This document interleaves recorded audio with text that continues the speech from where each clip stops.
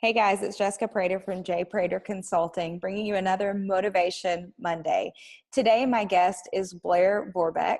She's an executive leader with Young Living Essential Oils. She found Young Living after searching for a year for other healthy alternatives for her family. She really had no idea it was a potential business opportunity until she received what she called her accidental paycheck. She's a wife and a mom of two wild kiddos who are aged 7 and 3. She works full-time outside of the home as a site director for a call center dealing with student loan processes. I really enjoyed our conversation. We're going to range in the topics, talking both about using actually residual income as a motivation. So many times we don't talk about the money we make being a motivation. We also talk about how to really work towards something in this world that focuses on really instant gratification. So I hope you'll continue and join me for this conversation with Blair.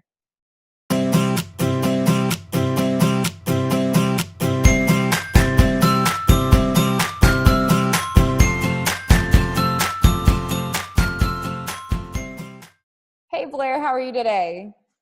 Hi, I'm great. How are you? I am doing wonderful. Thank you for joining us for these Motivation Monday coffee chats. You're welcome. Thank you for having me. Absolutely. So the first thing that I want to throw out there is the question that I ask everyone that is doing this recording. And that question is, if you and I were meeting for coffee, where would you, or what, not where, what would you be ordering for yourself today? So I am a coffee girl. My husband makes fun of me. Our little thing is I have more coffee than a Gilmore girl. So I am a vanilla caramel kind of girl. Today it is, I'm trying a new thing, but I've got coffee with a little bit of almond milk, a little bit of sugar, and some cinnamon oil. Trying to be a little healthier, but typically I'm a vanilla caramel kind of girl. Macchiato, any of it. I like it all. Anything as long as it's not plain black, I'm good to go. That sounds delicious, and I'm with you. I had to jump off the white chocolate, what is it, white chocolate mocha a long time ago because I was doing way too many of those at one time. So, but it's still a good Christmas treat for me is when I'll do that every year. So, excellent. Yeah, absolutely. Well, let's go ahead and jump into the topic at hand. What I've been exploring with a variety of business owners, individual contributors, and high performers is this idea of motivation. So if I ask you the question, what motivates you in what you do? What comes up for you? Sure. So there's a couple of reasons why I decided to just jump on in and dive into this whole business thing. And with working a full-time job, it's a lot of commitment to try to make this work as well. But I have two kids. They are 7 and 3, and their whole reason that I decided to start using oils anyway. I was actually pregnant with my daughter, and my son had a lot of issues and things coming along, so I was looking for something. Well, then I decided to try these oils. And then I got into what I call an accidental business because I didn't mean to. I didn't want to start anything. I have this day job that takes up, most of my time.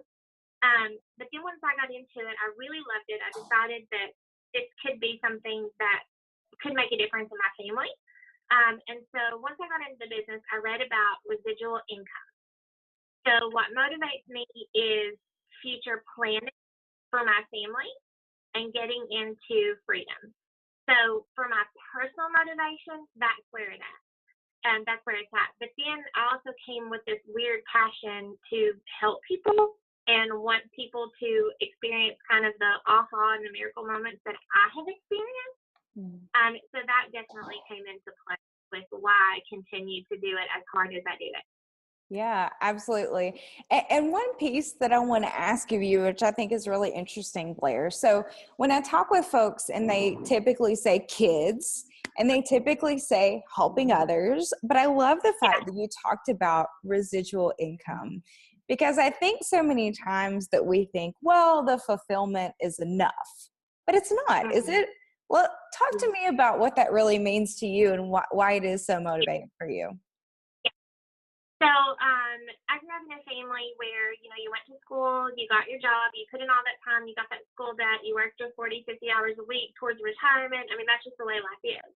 And then once I got into this business and I started reading about how it really sets up your lifestyle, the whole residual income was huge, because if I can work hard now, will my income to my children, whether they want to work this business or not, as long as they keep my account active by ordering every month and using, and my kids are Oilers anyway, so I don't think there's any issue there. I think oil is the first word, but then I know that they're going to be set up. So I'm going to be able to provide for them long after I'm gone. And if they keep it up, provide for their children, and so on, as long as this company is going. And it's been going for 27 plus years. So that is very huge for me, because we are a family that values experience over things. So, you know, money is money, but we want to go and see, and that freedom so huge for us. And it's ironic, I'm sitting in my office and I'm talking about this, but that is what we want. We want to be on the road. We want to go. We want to see. We want to do. And I want my kids to carry on that spirit. So that's what residual income for us it means, and it's so important. I love that. And so what I'm hearing from you, Blair, is a lot of things about casting a long-term vision, working towards something that's bigger than just yourself. Talk to me a little bit about how creating that big vision has impacted your motivation to do what you do on a daily basis. Yeah. So knowing that that's my end goal, and I believe in setting long-term goals. I try to like, what can I do today? What can I do this week? What does it look like 10 years from now? And so we have these little minor goals. And so if I hustle in the business right now and can achieve this, then we're going to go here. And so that's that current motivation for me, is all the experiences we're going to get to have. We just took my family to Disney World in May, and that was a short-term goal for me. I wanted to hustle and have this pinpoint, therefore we could go see Mickey. You know, that was my thing.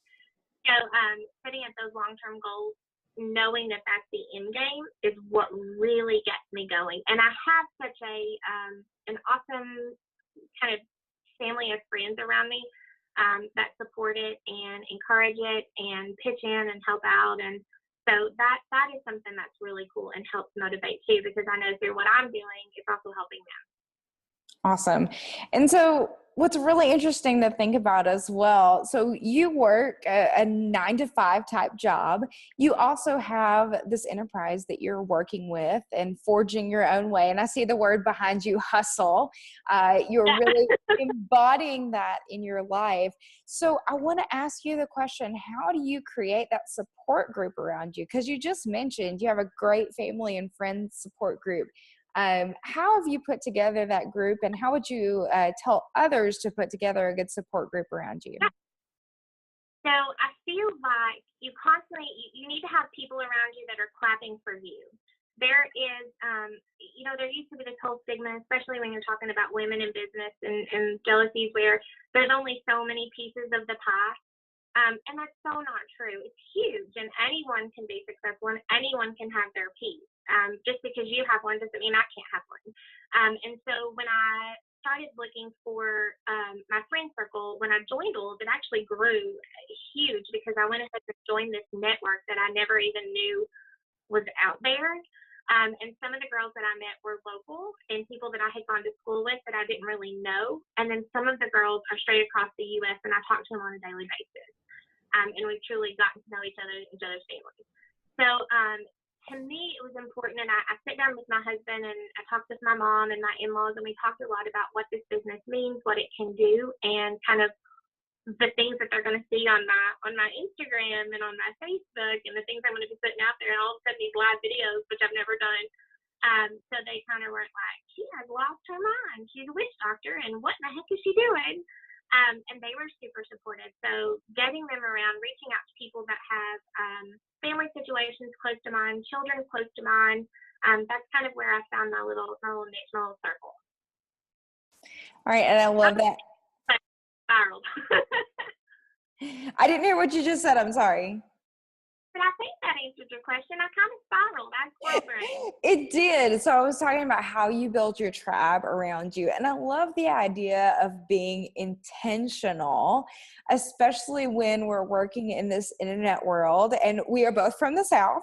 I am in a rural area outside of Nashville. Sometimes it's hard to describe what we do on planet internet because it's so outside of the norm of how other people make income and that type of thing. So I love that idea that you sat down with them ahead of time and had that intentional discussion. What encourages you through the hard times? So just kind of a different angle. If you were particularly having a tough season, what helps you get through that? So I think there's always a season of hustle. It kind of comes and goes, especially in the wellness business. It's never going to be out of style. People are always looking for ways to better their health, better their family. But there is a season where people just don't pay attention as much.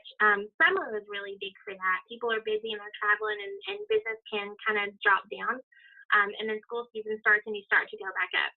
So during that downtime is when I put in a lot of the planning work, and I plan out my classes and teachings that I want to do. So I hold classes occasionally, either online or in person, where I can teach people about oils and how to use them and how to apply them to their daily life. So I focus during the hard times when maybe business isn't going so well. I focus on what I can do, because I think what you do today, we live in a society that wants instant gratification all of the time, especially when you're online a lot. And really, what you do today, you may not see the fruit for several weeks or even a month. So I look at what I did in June. I was able to reap the benefits in July, and so on. So during the downtime, I just focus on what's going to come, because I know, because I believe in it, I know it's going to get better. Absolutely.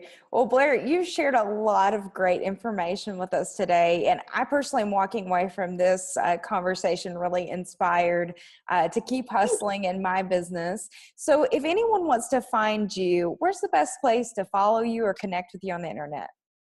Yeah, sure. So I'm on Instagram. That is my main sort of platform that I use. It is at Mermaids and Fishtails. It's